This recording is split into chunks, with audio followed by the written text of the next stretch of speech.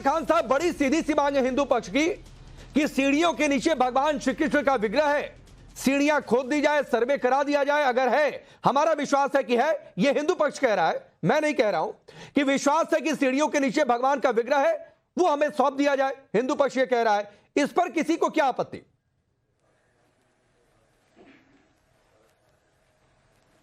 आज एक दरखास्त जो रद्द की गई लोअर कोर्ट से, उसका फैसला यही है जो आप फरमा रहे हैं। अब मुस्लिम पक्ष की ये राइट है कि अगर वो चाहें तो ऊपर कोर्ट में जा सकते हैं, इसलिए इस फैसले को अभी कोई फाइनल फैसला तो माना नहीं जा सकता।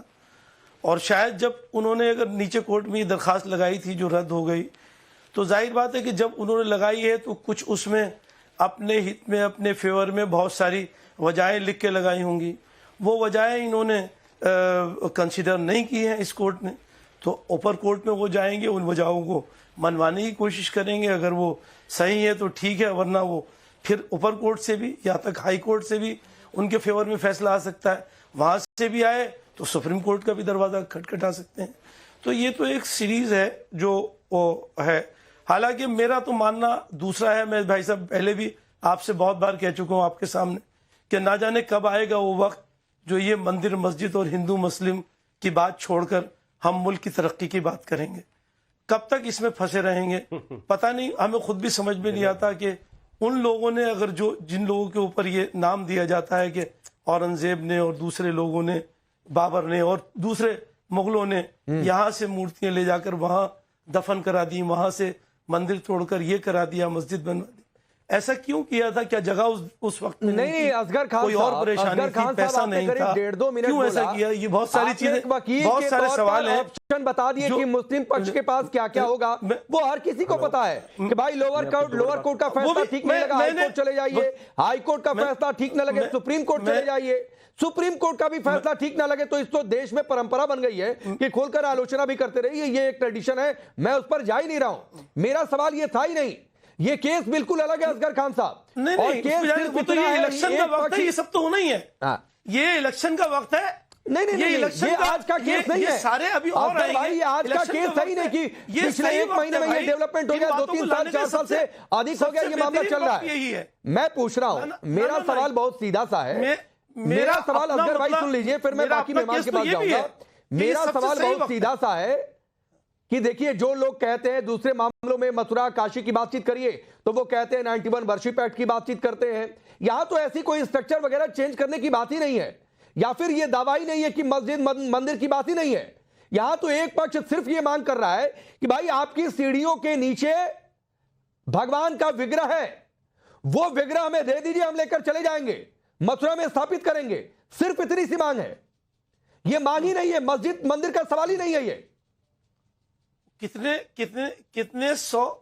कितने सौ साल पुराना वो विग्रह कहां मिलेगा? हालांकि हमें उम्मीद है कि अगर खुदाई करेंगे तो मिल जाएगा। अभी पहले भी मिलता रहा है ना। पहले भी मिला है, अब भी मिल जाएगा। अच्छा, आपको उम्मीद है ना कि मिल जाएगा? आप कहेंगे साहब क्या आपको खुदाई करने वालों पे यकीन नहीं है? सिर्फ हाँ, बिल्कुल मिलेगा। वो तो चूंकि खुदाई करने वाले आचार्य विक्रमादित्य जी, अश्विनी जी आ रहा हो, सब कुछ आप ही का है। अब असगर खान साहब कह रहे हैं कि यकीन है कि मिल जाएगा। आप हंसने भी लगे इस बात पे। कोर्ट अपनी जगह बिल्कुल सही है, उसके अलावा बिल्कुल ये सारा मैनिपुलेशन है। अरे फिर आप मैनिपुलेशन कह रहे हैं। गलत आचार्य विक्रमादित्य, बिल्कुल मैं तो कह रहा हूं, अभी भी कह रहा हूं मैं आपसे। अरे भाई असगर खान साहब, असगर खान साहब से ये पूछे कि मासिद आलमगीरी किसने लिखी? किसी आरएसएस ने लिख दी, बीजेपी वाले ने लिख दी, या किसी हिंदू बाबा ने लिख दी?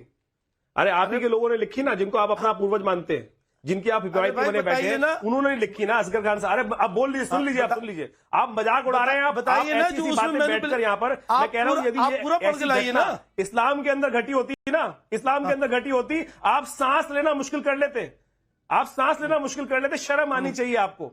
ये शर्म आनी चाहिए जो आप बैठकर यहाँ बकवास करने बैठ जाते हैं। आप अपने आप को शर्म आपको आनी चाहिए। आप इंसान भी नहीं है, शर्म आनी चाहिए। इस्लाम को मानने आप वाले भी हर नहीं चीज हो को सकते। मैनिपुलेट आप शर्म करके आपको आनी चाहिए और मैनिपुलेट करा रहे हैं। इष्ट की अपने लोगों को, आपके डिपार्टमेंटों को भी आप आतंकियों उसमें involve कर रहे ने, हैं। आपके आतंकवादी जिहादी झूठी चीजें, लोगों आप ने झूठी चीजें ले जाके मंदिर को तोड़, आपको इस बात की शर्म आनी चाहिए कि आप हम ना मस्जिद मांग रहे हैं, आपसे झूठे ना कुछ एविडेंस मांग लाके रहे और हैं। वहां पे रख रहे हैं। शर्म बैठने, शर्म आपको जैसे लोगों को आनी चाहिए। अरे भाई, जो ये इस देश में ये अभी इब्तिदा है ड्रामेबाजी कर रहे थे आपकी। यहाँ बैठकर कि ये कब सबको खत्म होगा मालूम है। मंदिर मस्जिद का विवाद। ये सबको आप मालूम है जैसे आपकी लोग इब्तिदा रोटियां है। सेकते हैं, इस और देश के हमने लोगों तो को पहले बरगलाते कहा, हैं, इस देश हम के तो- इस्लाम हम के तो मांगने वालों पहले को कह रहे हैं बरगलाते भाई, हैं। आप जैसे लोगों ने ये इस देश आपकी पर अनाचार इब्तिदा किया। है और ये आपके सही वक्त पूर्वज है। जिनको आप पूर्वज इससे मान के अच्छा वक्त बैठे आपको हैं, नहीं मिल जिनके सकता। आगे देवड़ी रगड़ते हैं, हाँ, जाकर आप बदतमीजी करते हैं। आप इस देश के अंदर बलवा मचाने के लिए एडी बैठे आप हुए हैं। रगड़ते हो। आपका कोई मतलब मुगलों नहीं से है। जिन्होंने आप- आपको नहीं, सब मैं कुछ आ दिया, रहा हूं बीच में, एक मैं मिनट, यही कहता हूँ। एक मिनट, आपका एक मुगलों ने मिनट, आचार्य विक्रमादित्य, भाई तेरे उनसे एक नाराज मिनट है, अपनी अपनी बात रखिए संयमित शब्दों में।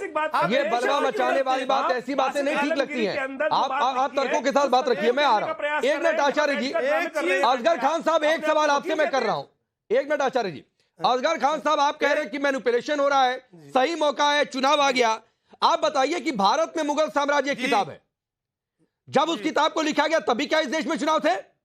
मासिर आलमगिरी, अब सुन लीजिए पहले, एक किताब का उदाहरण नहीं दूंगा। पहले मासिर मैं ये बता आलमगिरी दूं, के समय, सुन लीजिए सर, मासिर आलमगिरी किताब जब लिखी गई साकी खान ने, तो उस वक्त भी उसने सोचा था कि 2024 में चुनाव होगा और इसका मुद्दा बनाया जाएगा। इसीलिए आज लिख देते हैं मासिर आलमगिरी में, पेज नंबर 60 पर।